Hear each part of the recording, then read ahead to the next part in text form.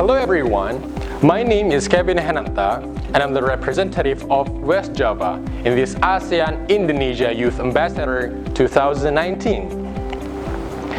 We are living in the existence of various technological innovations where the implementation of artificial intelligence require the significant computing powers.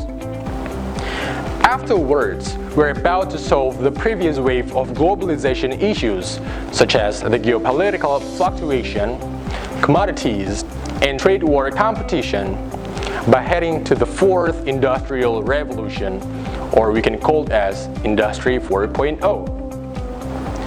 Those previous deals need to be addressed by using a patchwork policies on how a better equilibrium can be created. Based on We Are Social Digital report, approximately more than 371 million people, or 50% of ASEAN total population, are actively using technology for their daily life in 2019.